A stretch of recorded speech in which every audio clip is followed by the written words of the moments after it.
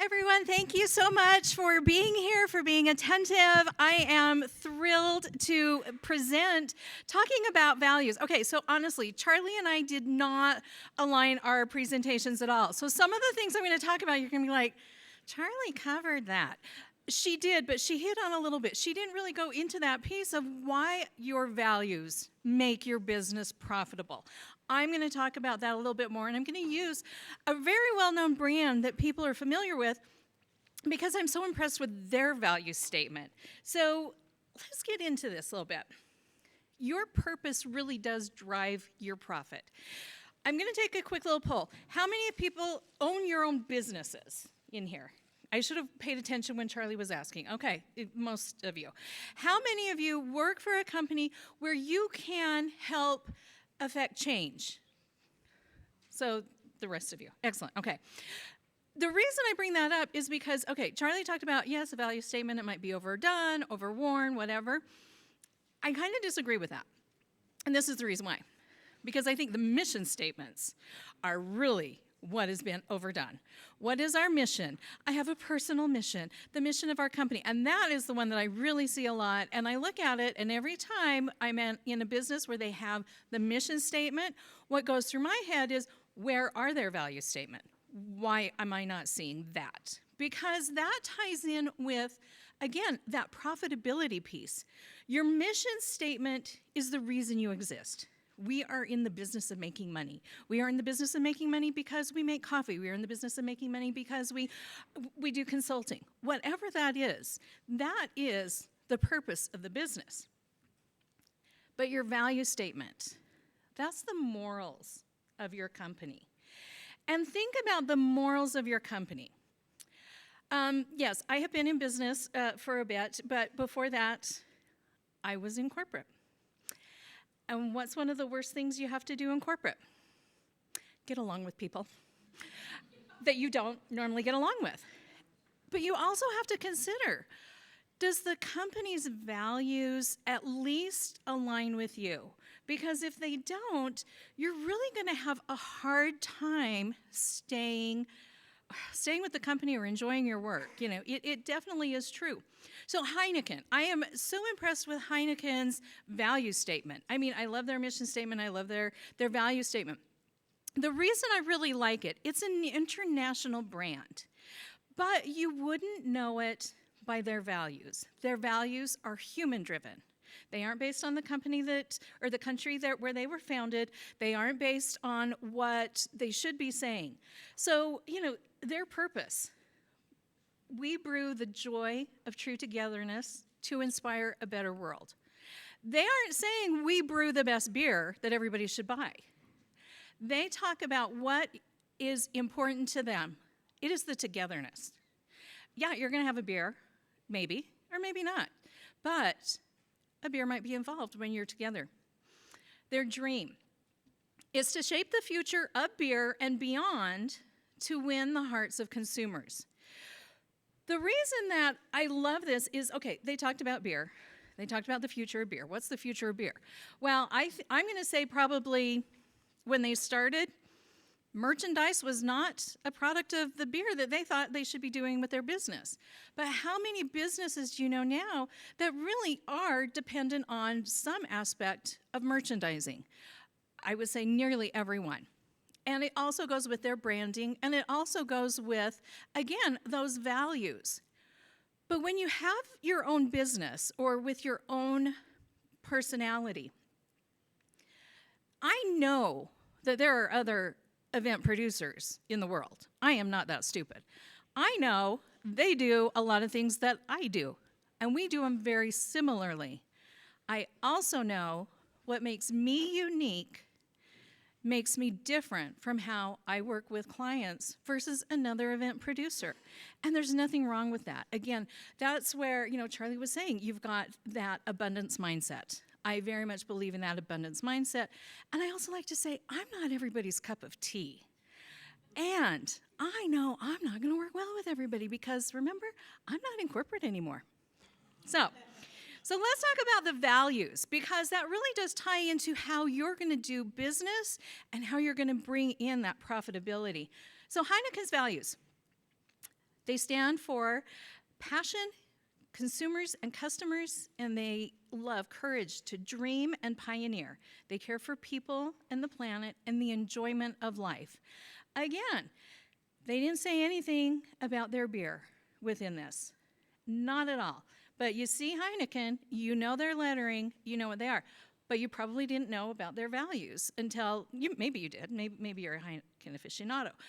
But the reason that their values are so important is this is what's driving their business.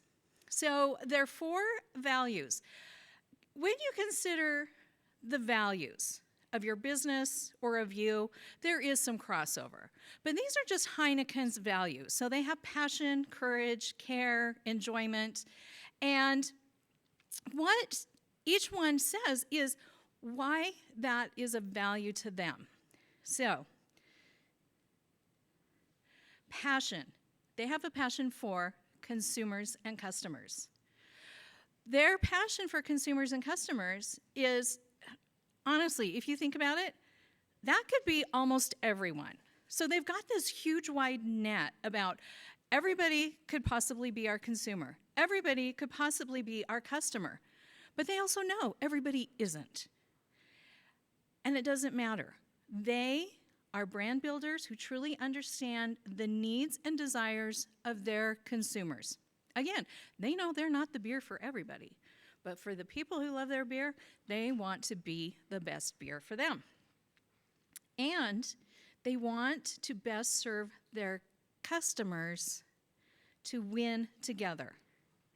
Well, okay, right there, that tells you they aren't just winning, they're making money.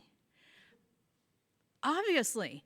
But when people read that as a value statement, they aren't quite understanding, or sometimes you're not quite getting, that piece of win together.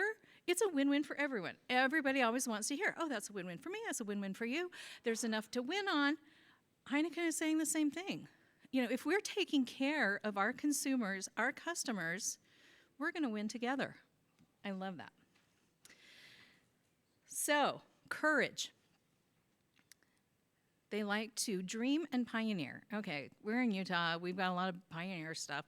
But they pioneer a little bit differently, all right? Born in Amsterdam and raised by the world. We set bold ambitions and challenge the status quo with imagination, creativity, pragmatism to deliver the goods and grow sustainably. So within that, right there, they're telling you, we might not make as much money as our value before, because sustainability isn't always cheap. Sustainability comes with a price, but it's important to them, so they're willing to pay that price. They understand that. Care. We care about the people and the planet. We are the heart of our company, or people are the heart. Green blood pumps through our green hearts. We can only thrive if all of our people, communities, and the planet thrive. Again, green. It's Heineken. There's branding. And money is green. Again, it pulls in through that. We do want to be, as a beer company, we want to take care of people, and we want to take care of the planet. And again, we might not be the most efficient beer company, but this is a value to us. Okay, so some idiot who did the slides forgot to put in the enjoyment piece of it, and I will just say, I know, that idiot, fire her. But ultimately what it is the enjoyment is that you share a beer with someone and some good conversation. How lovely is that?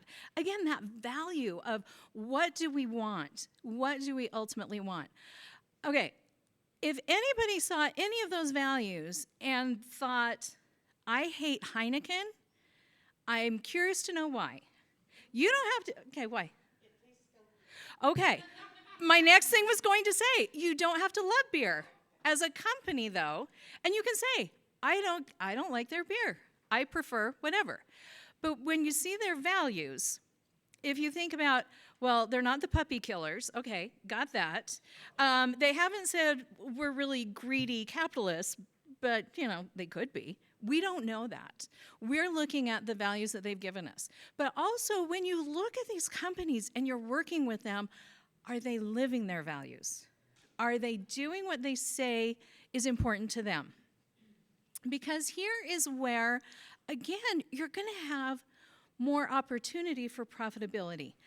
I have worked with clients that I haven't liked there. And especially when I started my business, because anybody who started a business, you're in panic mode. There's no getting around it. You have a mortgage or you have to pay rent, you're flipping out. And so you are taking any job you can. Well, I have a friend that likes to say, that's $20 the hard way. And you probably should have gotten $100 the easy way. How do you make it easy? You align with your values. So your personal values, that is really what is important to you. What is at your core? What is a non-negotiable? What is something that keeps you from the ick factor when you're doing business? Your business values do not have to be a perfect match. They can be very separate. However, that alignment, just like Charlie was talking about, you are going to have crossover. You are going to have a piece of that where if you aren't true to your values, your business is going to reflect it. Your relationships are going to reflect that. So you've got that crossover you need to consider. And when you consider, well, okay, what is the difference between my values versus my company's values? There's a process you can go through. Again, it's very much like a personality test. You come through what is really important to you, and then you also talk about what is very important to your business. With your business values, you may need to consider your mission statement that maybe you've gotten tired of, your mission statement that maybe, it's 3 years old, and it probably needs a refresh, but you haven't refreshed it because it works, and there's nothing wrong with that. But just like your business, just like you, there's evolution. So you really need to consider that. I have a feeling that when Heineken started their business, taking care of the planet was not within their mission objectives. Their business evolved. Companies have evolved. Business overall has evolved. So you really need to consider, are these core values still important to me as you go forward? The other thing that is nice, if you don't or shouldn't be working with someone, it is the easiest thing to say, that does not align with my values. One time I did have a potential client, potential, there we go, that says it all. When we met, he was a referral. Now, I am a proponent of referrals. I believe that relationships grow businesses. When you meet people, they may not be your ideal customer, but you never know what they do and how it's going to either help you or help someone else. So I am very strong with relationships. I love meeting people, connecting people. Who do I know? Who needs Tracy's services? Who needs DJ Polly's services? Are they a good fit? And I always think about that when I make a referral. However, this referral came to me. I didn't really know the person who made the referral, so I was nervous initially. I took the call. I visited with the person. And I did the one thing that I usually do, and I didn't do it this time. I look at their social media and just see what's going on, because that's a true test of if your values are going to align. You're going to know right away. I didn't look at the socials.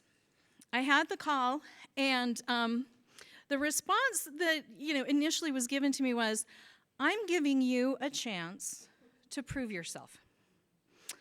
I had been in corporate doing events for quite a few years. I knew what I was doing.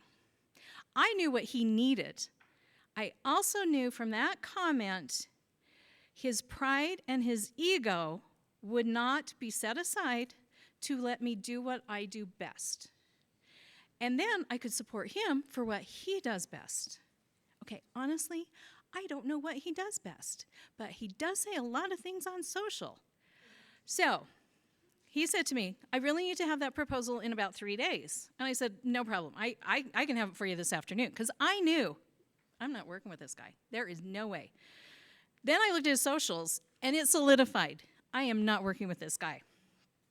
So I sent him an email. Thank you so much for your time. I appreciated that we got a chance to get together, talk about your needs for your event. I am sure that you will find somebody who can help you. It is not me. He called me back, and he said, you didn't even give me a proposal. And I said, our values don't align. Then he called me a name. I'm like, there we go. And you've solidified it. But again, just saying our values don't align, things that I would have had to do and that would have happened to me. Okay, so I tend to be, sometimes I take on too much energy from my clients. I take over their events. I mean, I'm basically helping them birth their baby. I know that. But what also happens is if their event is not going well, of course I feel it because I feel responsible for it. With this person, if I would have been working with that person, my feelings would have been out of alignment with just my personal values, not even my business values. I would have been sick to my stomach. I would have been probably crying every night, not wanting to get out of bed the next morning because I didn't want to work on this job. I love my business. I love that I have joy, that I wake up and I work with people I love. And if I don't work with people I love, there's a reason I'm working with them, because I probably love somebody in their circle that I know I'm helping those other people. Maybe not the one that I'm not crazy about, but I know there's a bigger picture. So I really want you to consider, even if you say, I can't work with you because your values don't align with mine, to really know what your values are, because you may get called on the carpet for it. They may say, what are your values? Well, if you got that value statement and you know it, you understand it. You know, in my office is in my house, and I have my values on the wall. And every day I look at them and I say, am I doing this today? Some days I don't. Some days I just want to stay in bed. There's no getting around that. But most of the time, I am fitting in the value for what I'm doing for my clients. So, my challenge for you today is to consider your personal values and your business values and see where they align and see where they don't align. Why don't they align? Do they not align because, Charlie had talked about do the things that you're really good at. Don't do all the stuff. Do, like writing with your dominant hand versus your non-dominant hand. And I very much agree with that. Find people who do things really well that you have no business doing. You should never be doing that. And there are so many times when I go to an event and somebody says, what did you think of that? And I'm like, I think we need to talk before you have your next event. Or if I don't want to work with them, oh, it was great. But I will be honest in that I will say, I think you need somebody to help you. And I'm not saying I need to help you. You need somebody who can help you. And of course, there's that discussion of, well, can you help me? I don't know if I want to help them, honestly, but I know that, one of my core values, I never want to see an event nosedive. People put too much into it. There's too much emotion, there's too much heart, and there's a purpose. What is the purpose of that event? You've worked too hard to let it fail. I never want to see anybody's event fail. But I may not be the person to help you get to that successful event. Again, there's plenty of people who do what I do, and you guys might have a great connection. I want you to have that, because that is building a team. It's also growing for the future. So when I started my business, of course, I didn't have repeat clients yet. But I knew the people I was working with that I loved, that I adored. At the end, I would have a discussion with them and say, I really felt, these are the things that we could do better. I mean, I am a queen. If you don't, you change and you evolve. That's it. But if you don't hear what needs to change or what needs to evolve, if you don't want to hear the negative, you're never going to take the opportunity to learn and to grow. However, I also say, give it nicely. Yes, I'm salty bee events because I'm a little salty, but sometimes you need to put a little honey on things and sweeten it up. And I understand that. So when people say, well, how was my event? I'm not going to say, good God, you need to hire someone. But I may say, it was really good, but I can see where someone could help you out, and we can talk. And I can make introductions if you need. Because that's a value for me, that their events are successful, that they are profitable. So consider, is it a personal value? Is it a business value? And where do they meet in the middle? And where shouldn't they? Because that is huge. One of my business values is wealth. Now, a personal value for me in my everyday, I never woke up every morning thinking, I want to be the richest woman in the world. I'm going to figure out how to do it. No.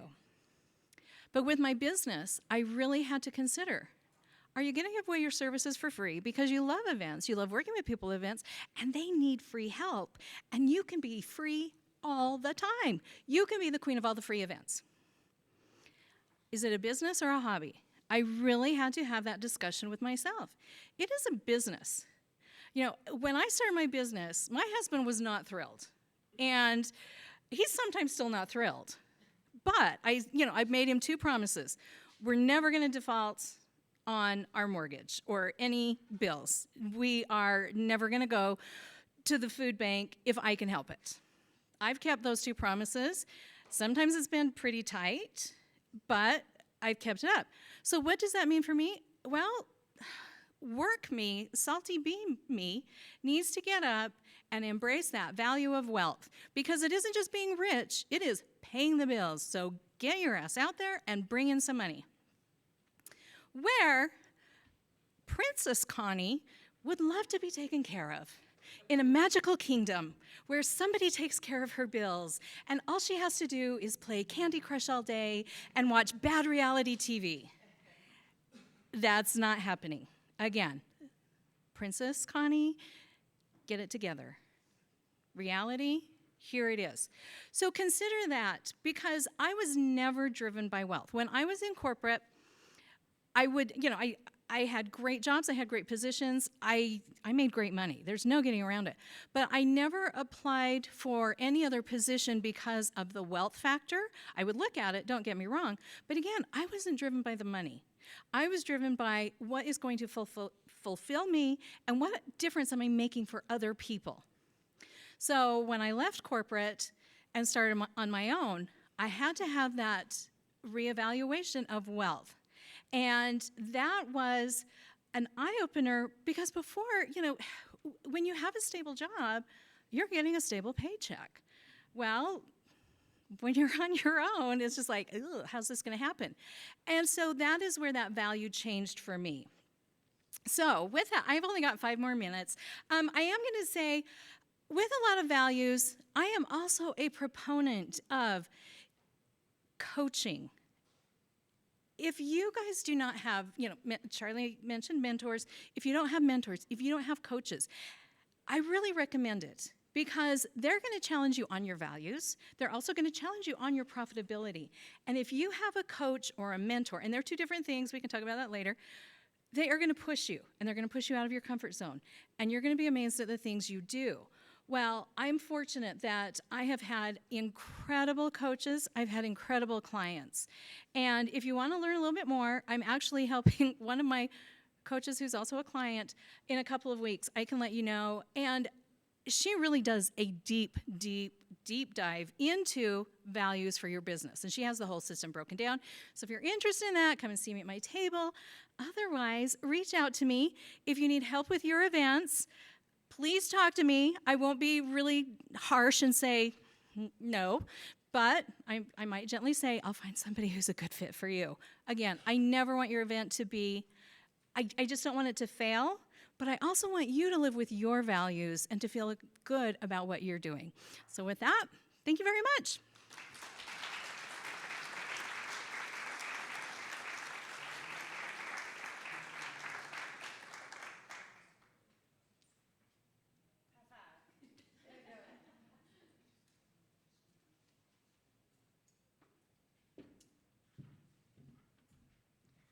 Thank you so much, Connie. Another big round of applause for Connie. I'm also, may I still embrace the value of wealth? That was brilliant. Don't you think that's a brilliant statement? Embrace the value of wealth, and it helps you get out of bed in the morning. Like, I love the other Connie, but that one's super cool. So thank you for that. That's a great. Yeah, Princess Connie's cool. That was the other one. Yeah, I couldn't remember the name. But anyways, okay. Thank you so much for running right along here.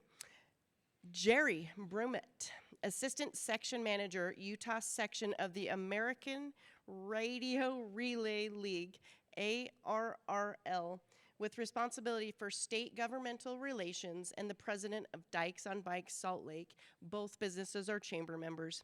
Now she is semi-retired. Jerry has a long career as a Global 2000 IT executive with industry within the academic, public, and private sectors, venture capital, and governmental relations, including as managing director of Actuation, a K Street political strategy and technical consulting firm.